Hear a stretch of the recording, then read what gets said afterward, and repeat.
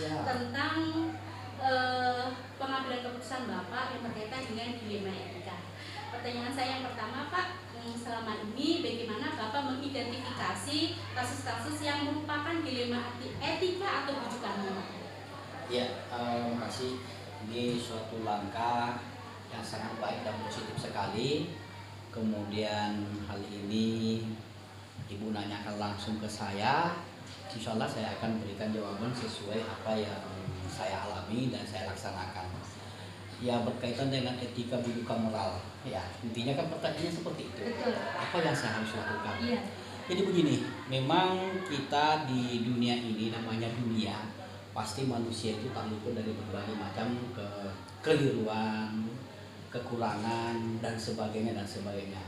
Tetapi dalam hal ini selama saya menjadi kepala sekolah, menjadi pimpinan suatu sekolah, saya belum pernah juga menemukan ada yang namanya rujukan dari pihak manapun dalam hal mengambil suatu keputusan.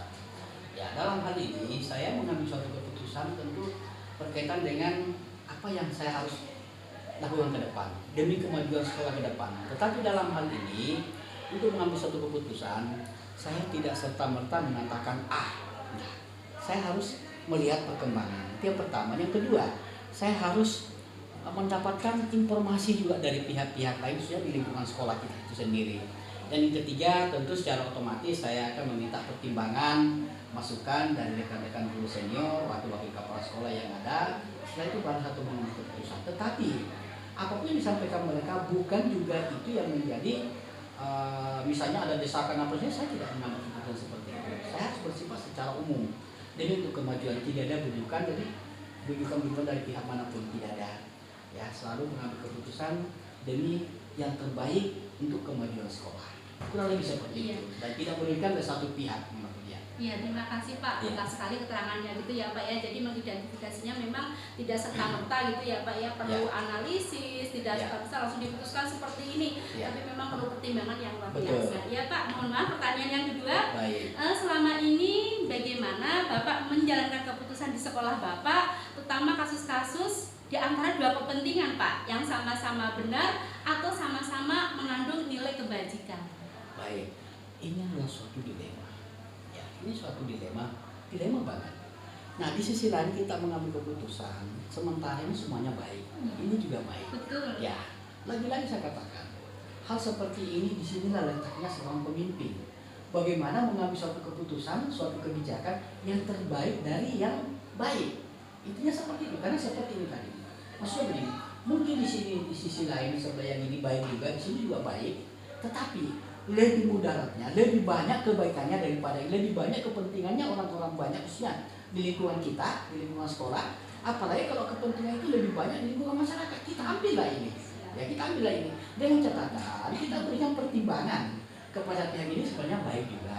Cuman alangkah baiknya kalau mana kita bersama-sama mengambil suatu kesikapan seperti ini karena ini lebih baik, kebaikannya lebih banyak, kepentingannya untuk masyarakat, kepentingannya untuk lingkungan sekolah lebih baik ketimbang ini. Itu yang saya katakan dengan ambil suatu keputusan yang terbaik dari yang baik.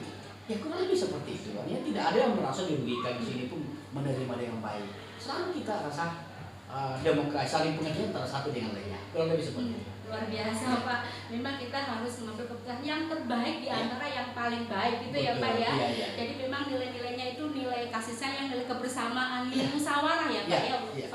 Oke Pak, terima kasih untuk yang kedua. Kemudian yang ketiga, kira-kira langkah-langkah apa yang biasa Bapak lakukan dalam pengambilan keputusan ini? Langkah-langkahnya bagaimana yang Bapak pernah lakukan? Iya, saya sebenarnya memang dalam hal ini banyak permasalahan, banyak dilema dalam mengambil suatu keputusan. Lagi-lagi saya katakan, ya, semua apapun yang saya mengambil suatu kebijakan tidak serta-merta saya mengatakan nah, bukan dari hati nurani saya sendiri memaksakan kehendak, tidak. Tapi semua kebijakan itu, keputusan itu selalu saya mengambil dalam keadaan kebijakan yang sangat bijak, yang bisa diterima oleh semua pihak. Lagi-lagi saya katakan, selalu saya melihat. Ya, yang pertama, misalnya kita di sekolah, saya melihat bagaimana perkembangan anak, bagaimana lingkungan anak itu sendiri. Kita lihat dari situ. Kemudian yang kedua, kita lihat lagi, naik lagi, bagaimana di lingkungan teman sejawat kita, teman kerja kita, bapak ibu guru yang lain, staf tata usaha, sampai ke tukang kebun pun seperti itu. Tidak bisa kita mengesampingkan apa yang berikan kemajuan kepada kita semua. Nah, semua itu kita ramu, saya ramu dengan baik-baik, kemudian saya mengambil suatu keputusan, suatu kesimpulan yang terbaik untuk kemajuan, lagi-lagi untuk kemajuan, dan bukan untuk kepentingan pribadi saya sendiri, dan bukan untuk kepentingan kelompok yang ada di sekolah, tapi semua kita berada dalam yang terbaik demi kemajuan pendidikan secara khusus di sekolah dan pendidikan secara umum di masyarakat. Kurang lebih seperti itu. Siap Pak, terima kasih. Ya. Selanjutnya Pak, Ya. kira-kira menurut Bapak itu langkah efektif apa yang Bapak ambil dalam mengambil keputusan yang berpatok pada nilai-nilai kebajikan? Yang efektif itu bagaimana Pak? Iya, kalau yang bersifat yang efektif itu kita harus lihat, kita ambil contoh ini ya, ini air ini ya, air ini ya, ini air kita lihat, apa nggak efektif nggak air ini misalnya kita berikan sujukan kepada orang yang tidak membutuhkan, iya kan? Orang dalam keadaan kalau misalnya musim hujan atau airnya ini dingin, nah, diberikan kepada mereka tidak efektif. Jadi kita harus melihat apa yang lebih efektif. Apa yang lebih efektif kita mengambil suatu keputusan. Jangan sampai kita mengambil suatu keputusan ternyata tidak bermanfaat. Ya. Artinya kita sudah berpikir matang-matang, walaupun hal ini boleh kita lihat ke depannya bagaimana, tapi kita sudah harus punya wawasan ke depan. Oh, jika saya mengambil keputusan ini maka akan berdampak positif ya bagi lingkungan kita sendiri. Itu dulu dilihat dari situ. Tapi bukan untuk lagi saya katakan bukan untuk kepentingan pribadi. Jadi langkah yang kita ambil selalu kita melihat bagaimana perkembangan di lingkungan kita sendiri, bagaimana dengan teman-teman kita, efek positifnya yang lebih baik yang mana akhirnya kita ambil itu, walaupun sekali itu pahit bagi diri kita, tetapi untuk kepentingan orang banyak kita ambil keputusan untuk itu. Sekira begitu. Ya. Siapa demi kepentingan orang banyak ya Pak ya, Bapak mengambil keputusan yang berpijak pada nilai-nilai kebajikan. Ya. Oke Pak, sekarang gini Pak, Ya. kira-kira yang selama ini Bapak pernah lakukan, tantangan apa Pak dalam pengambilan keputusan dilema etika ini? Tantangan yang Bapak hadapi, mungkin pasti banyak ya Pak ya tantangan yang terjadi. Nah, itu apa saja Pak tantangannya? Ya. Saya kira tantangan itu pasti ada semua tantangannya. Ya, pasti ada semua tantangannya. Salah satu misalnya, kalau misalnya kita teman baik yang salah satu rekan kerja kita, atau bahkan mungkin keluarga kita, dia harus menerima keputusan kita itu yang sebenarnya bagi dia tidak sependapat, tetapi orang lain sangat sependapat. Dan ini pernah saya alami, benar-benar pernah saya alami selama saya menjadi kepala sekolah. Ada satu keluarga di lingkungan teman sejawat, ya. Dia tidak sependapat apa yang saya harus ambil keputusan, tetapi demi kepentingan orang banyak, ya saya harus ambil keputusan itu. Dan saya kira dia juga tidak terlalu merugikan untuk itu, dan saya kira itu demi untuk kemajuan kita. Saya kira seperti itu keputusan itu saya memang banyak ya, seperti tadi saya katakan ada teman dekat yang sebenarnya tidak sependapat dengan itu, tapi demi untuk yang terbaik ya saya mengambil keputusan terhadap itu. Ya. Bagus Pak, bagus sekali gitu ya Pak ya. Jelas tantangannya memang luar biasa, tantangan keluarga, tantangan teman dekat, tapi Bapak tetap mengambil keputusan dengan suara yang terbanyak, karena itu untuk kepentingan masyarakat. Selanjutnya, dalam mengambil keputusan, Bapak biasanya menjadwalkan waktu yang kapan saya harus mengambil keputusan, kapan, tapi ini berkaitan dengan waktu. Kira-kira Bapak menggunakan waktu itu tidak? Waktu itu relatif. Mengambil suatu keputusan dengan jadwal itu relatif. Ya. Saya selalu melihat situasinya. Situasi mana kira-kira saya melihat teman-teman itu, terutama bagi teman-teman yang tidak pro dengan keputusan saya harus ambil itu, saya harus melihat juga. Minimal kita bisa membaca mimiknya, ya, forma mukanya, gerak-geriknya. Apa kalau saya mengambil keputusan dia tidak menjadi fatal bagi dia? Ya, saya kira itu yang selalu saya ambil itu. Jadi waktu itu tentatif aja. Tidak ada mengatakan ini, terkecuali kalau memang ada suatu keputusan yang saya harus ambil yang sudah dijadwalkan dari atas, tanggal sekian, jam sekian harus ini. Yes, secara basis sebelum jam tersebut saya harus mengambil keputusan. Tetapi kalau tidak ada, saya hanya melihat situasinya saja. Saya melihat situasinya mana yang paling tepat. Terkadang kalau malu saya berpikir besok saya melakukan apa, saya mengambil keputusan apa. Ya tiba-tiba, oh belum, mungkin ini tepat. Saya panggil teman-teman, rapat, sampaikan keputusan kita apa yang kita lakukan ke depan. Tentatif aja.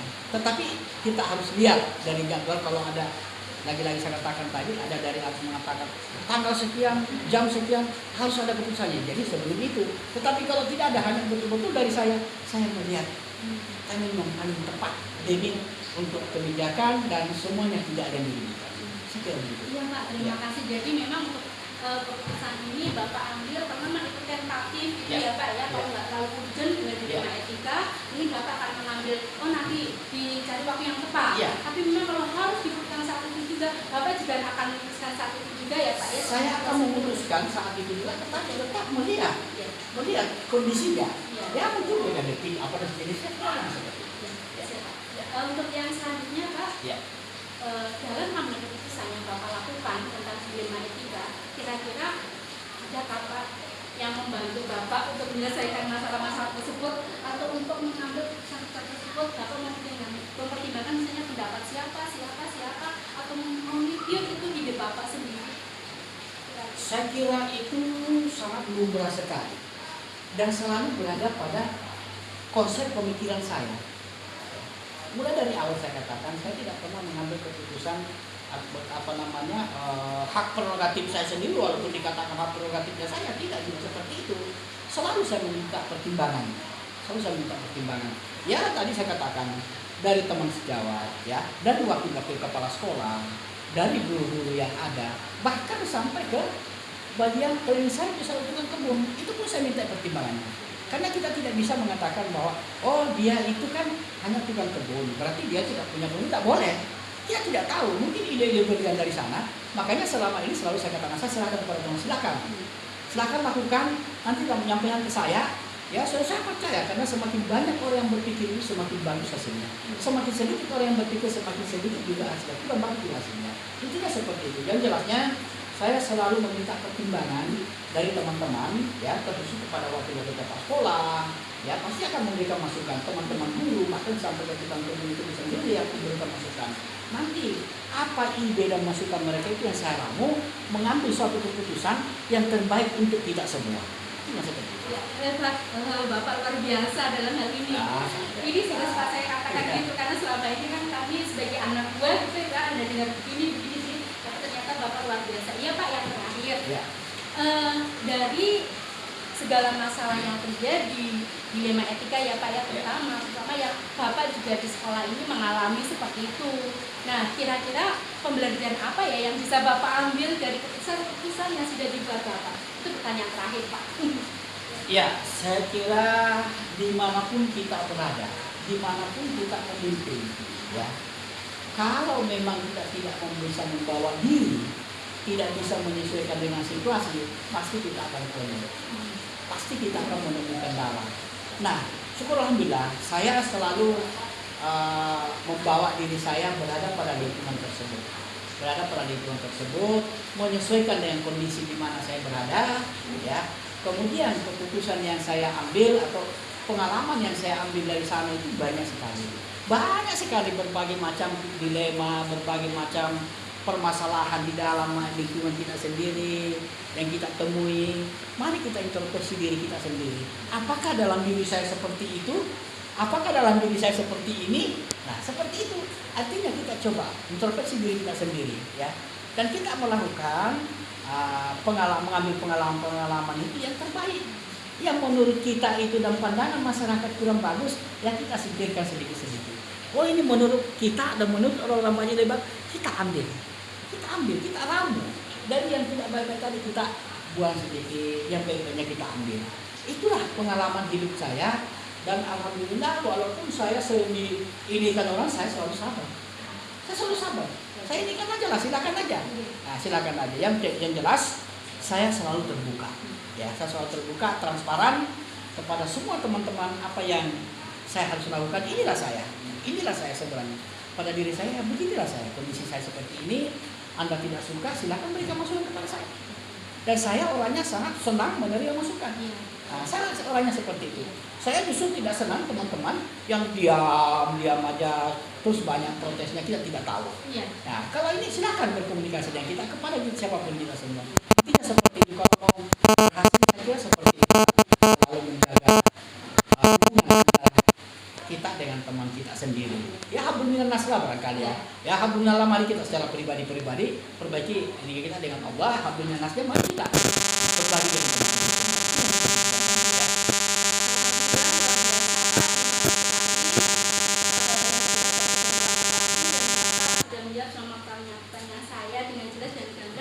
Saya tahu sebenarnya Bapak. Saya kira terima kasih Pak dari saya. Sekian, assalamualaikum warahmatullahi wabarakatuh.